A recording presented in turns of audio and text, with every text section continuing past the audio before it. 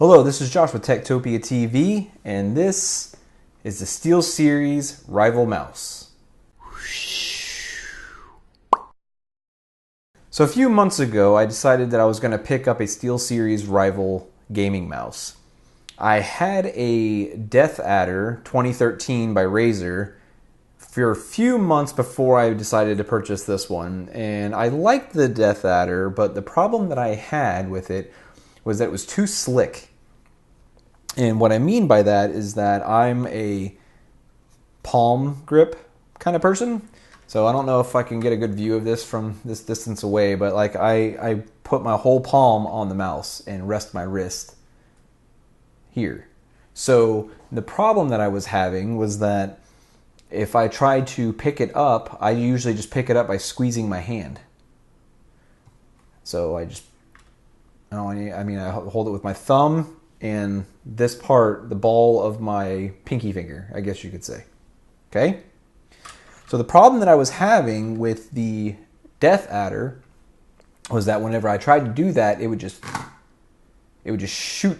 Like I would push with my thumb and it wouldn't catch and grip here. So it would just go shooting off to the side. And of course, you know, when you're in the middle of a Counter-Strike match or anything really, the last thing that you wanted to have happen is that your mouse just goes flying across your desk. I mean, I don't know anybody that would really want that to happen.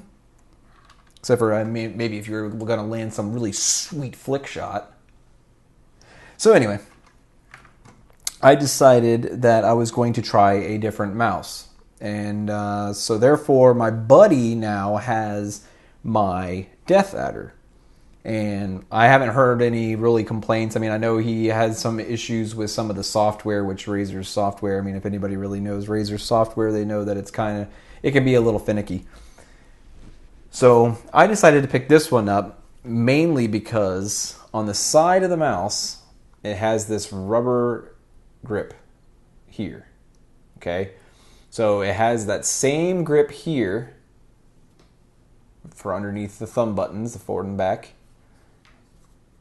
And then it has it over here and it wraps up a little bit. I don't know if you can see that. There you go, yeah. It wraps up along the side of the mouse. So look where it lands. Right where that ball of my hand is. I mean, I'm leaving the actual like dimples in my hand from it. So now, when I'm gaming, if I'm moving my mouse around, I'm shooting all sorts of stuff, getting headshots like crazy, I can go across, pick up, go across, pick up, go across, pick up, and it's no big deal. I mean, I can do this all day long. It just sticks to my hand. So that's exactly what I was looking for, which is exactly the reason why I bought the mouse. And I'm glad that I did buy this mouse because it is my absolute favorite mouse that I've ever had. It's optical sensor. It's rated at, I think it's 6500 CPI, not DPI, CPI. And the new SteelSeries switches are rated to 30 million clicks. That's what they're, I guess, guaranteed to, or they expect it to last that long, which I just added a few more. It has a 1 millisecond response time, and it is about, I think they said, if I rightly remember, I think it's 50 grams. You can't change the weight of it. I mean, it's a solid mouse. I mean, I think the Death Adder was definitely lighter, which I didn't really care for. I like to have a little bit of, you know, weight to my mice. And so far, though, I have to say that I absolutely love this mouse. I have the what was it? The old, oh man, what was that? The G500 Logitech? I have one at work I use for AutoCAD at work. And my son has one in the next room over. And I liked that mouse. Like, I just liked the way that it felt, but it's a little slick as well. But this one here, I haven't found another mouse that feels as good as this one does to me. And I'm always made fun of for how small my hands are. But It fits my hand perfectly. I don't have a problem with it. The scroll wheel has like a textured rubber on it with like grooves in it, and it's got a nice click to it. I mean, you could feel it. There's a nice feedback from the mouse wheel itself. So that's real nice. It does have your forward and back, of course, middle click for the mouse wheel, left and right click, and the DPI or CPI as they call it. I don't even remember what the C stands for, but the DPI, it has on the fly changing. So in the software, which I will give a demonstration of the software here shortly, in the software, you can set it up to where you'll have like, I don't know, say like in Windows, for me with the triple monitor, I want maybe 1500 DPI or something like that for those times whenever I'm just using the desktop or using the web browser or whatever it is that I'm using. I can hit the button, boom, I'm at 1500 DPI. I can go about my web browsing or doing my work or, you know, stuff for the show and the channel and all that kind of stuff and editing. But then whenever I go into the games and I want to get super serious, then I can hit the button and it takes me to whatever DPI you use for gaming. You know, me personally, my desktop, I have set at 1200 DPI for my desktop using and all that kind of stuff. And for gaming, I think I have it at, I want to say it's either 800? I think it's 800. And then, you know, change the mouse sensitivity in game. But 800 seems to feel really well. I think 800 and 2 on the sensitivity, mouse sensitivity in Counter-Strike is what I play at. 2.2 or something like that. And it was where I found my sweet spot was. And so, yeah, it's a really great mouse, though. I don't have a problem with it. I haven't had a problem with it since I got it. I mean, it's been running flawless ever since I got it. Now I'm trying to pull this little back piece out here. It's always giving me a problem, but screw it, I can't get it out. But this back piece right here, where it says Rival, that's a rubber piece there, okay? Rubber, silicone, whatever. And you can actually go to SteelSeries' website and you can design, or not design, but type in a name. Like for me, my gaming name is Unifius. And so I could go to SteelSeries website, type in Unifius or however I want it to be, all caps. I think it's all uppercase. But type in your username or whatever that you always use, and then you can actually get a model for a 3D printer. I think you might be able to order them from their site, but they also give the option of being able to download the, I don't know what the hell they call it for 3D printers. I don't really pay that much attention to that stuff, but they let you download the drawing file or whatever it is that you need for the 3D print to lay it out in your program, to break it into layers and all that kind of stuff. And then you can 3D print, or if you have a friend with a 3D printer, you can 3D print your own little back naming plate, and then you just stick it into the mouse. And now you have a custom mouse with your, you know, sweet username that took you 5 seconds to come up with. So yeah, that's really about it as far as the mouse goes, you know, on the outside. And right now, I guess we'll switch it over to the software. All right, so now we're here in the software portion of the video, and here you can see we have My Gear and Library. And then down here you'll have a list of all of the stuff that you own that is SteelSeries. So if you have multiple items or multiple gear, I guess, like if you had your Rival mouse, you had your SteelSeries Siberia headset, and I guess maybe a SteelSeries keyboard, you know, all of these would be listed here for you to change the settings for. So they have that tab here, the library tab. I don't really know too much about this. I've never used it, but it looks like you can have settings for specific applications. So say like you were opening up, I don't know, Photoshop or something, and you wanted a higher DPI or CPI or whatever, to be able to do your job or do your work in there, then it would automatically switch to the settings that you have set up. So like button settings and all that other kind of stuff. So like, say like right click in your video game is the typical right click and left click is a typical left click, but then you exit your game and you switch over to a software program like Photoshop or whatever, then now right click could automatically equal copy and left click could, equal this, or the back button could equal paste and cut and trim or whatever it is that you're going to be doing. So I really do like that feature. I mean, now that I think about it, it's actually kind of cool, but I haven't really messed around with it, so I can't go into detail about exactly how well it works because I've never tried it, and quite frankly, I don't need to do that, and so I'd rather not go in there and set up all of the settings and try to make it work or whatever and have it completely screw up everything to where I'd have to uninstall the program and all that kind of junk. So I'm not really too sure how exactly that works, but it does have like your favorite game configuration. So like for your headset and your mouse, you could pick certain things and edit it and pick your favorite game and all that other kind of stuff. So we're going to go with the My Gear portion first. So you're going to click on your mouse or whatever you want to, update.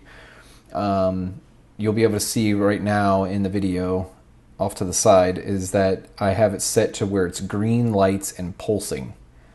So down here right here you can change what color your scroll wheel is. So now my scroll wheel is pink and the back SteelSeries logo is now pulsing green. So it's set here, you can see it's set to the breathe. So you can have it where it's steady. And I think I have to close it. No, I have to save it, I guess. Okay, so this is what I changed, it's just steady. I'm an idiot. All right, so yeah, steady. You can tell that that's steady. You could have it on breathe. See now it's getting darker, and then it'll get bright, and then it'll get dark, and then it'll get bright. So you can change the speed. So I can make it go fast, or it's pulsing really fast. I can have it set to medium, which is where I keep it. And I'm going to set it back to green because I like the green color. So there. So you can disable it altogether if you really, really wanted to. If you didn't really want it to light up at all, you could set it to where it disables the color for both, or you can disable one and not the other. So there's a lot of different things you can do. Like here, I'll change the logo. Let's say I want to make the logo steady. So now you can see it just stays on.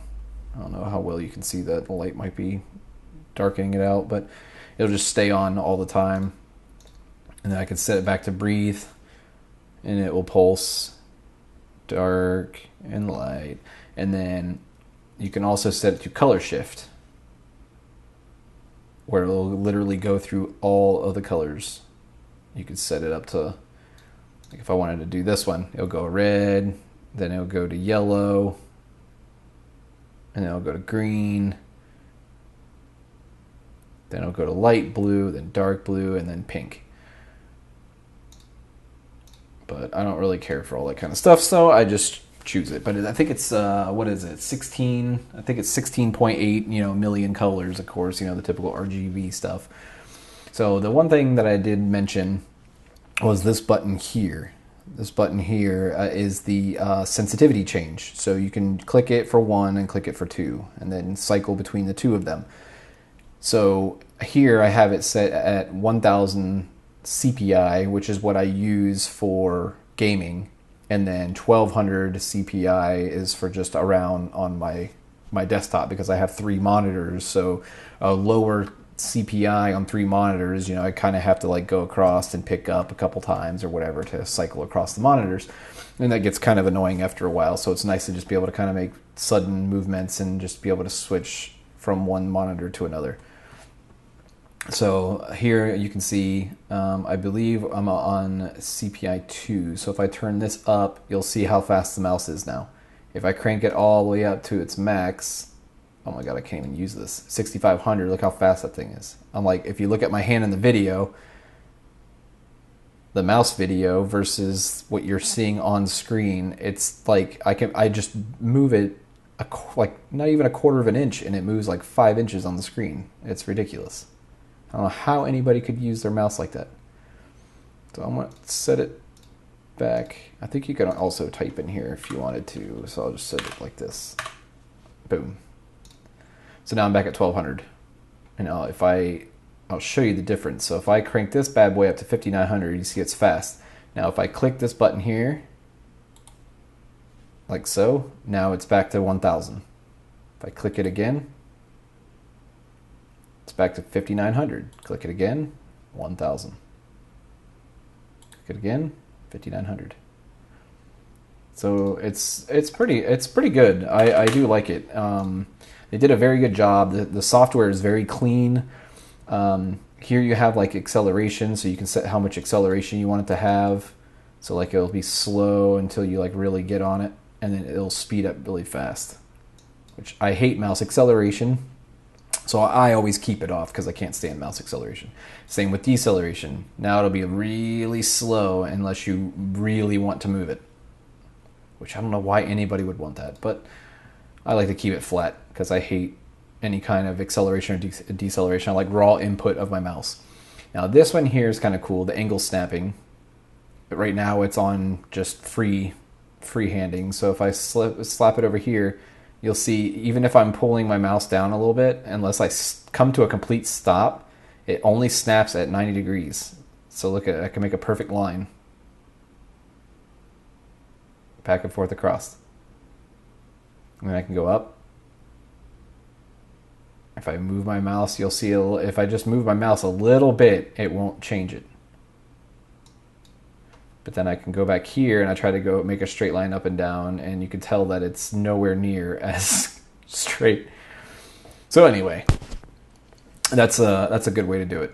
Or a nifty little feature, I guess, if you were doing for like art stuff, or not art stuff, but like AutoCAD type related things. But I think AutoCAD has its own snapping to where it will snap in straight lines. So I don't know really why you would want that.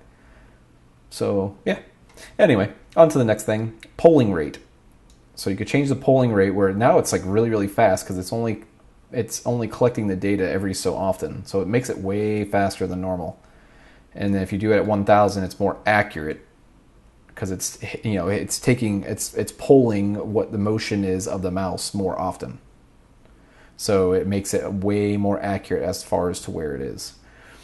So over here, you can look at the left side of the mouse versus the top. So you can switch between top and side. So here I can change button 5 and button 4.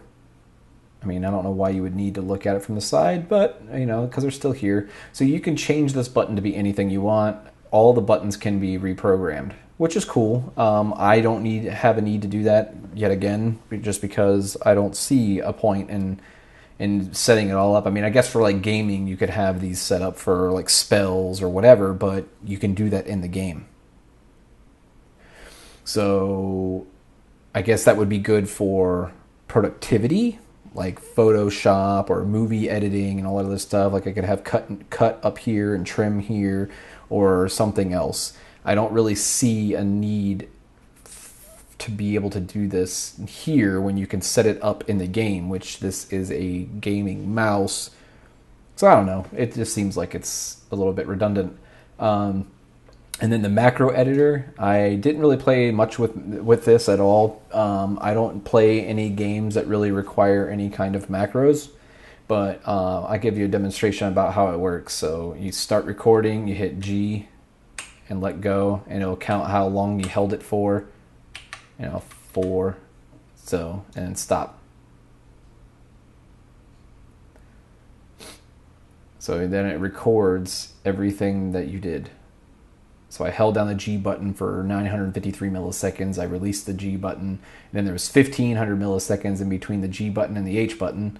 So it records all of that stuff. But again, I don't really have any need for that, so I'll discard. So that's basically it. I mean, it is really good. I mean, you can turn the live preview on and off, which I don't know why you would want to, because I like to be able to see it while I'm looking at it. Different configurations. You can have different configurations on here. So like maybe if you are sharing your computer with somebody else in the house, You could have your configuration and their configuration and somebody else's configuration. So that way, if you had multiple users, you could set up multiple configurations for different things. If you had macros for one game but you didn't want to use on another game, then you could do the same thing. So you would have like, a configuration for your FPS games. You'd have a configuration for your MOBAs and your what is it? MMOs or whatever. You'd have it for your real-time strategy games and all that kind of stuff. So you'd be able to set up different configurations and different profiles basically. But that's pretty much it in a nutshell. I mean, there's not really much else to it. I'm not going to save any of this because I like my mouse right where it was. Oh, except for the pink. I gotta set that back to green. Green, close, save. Close.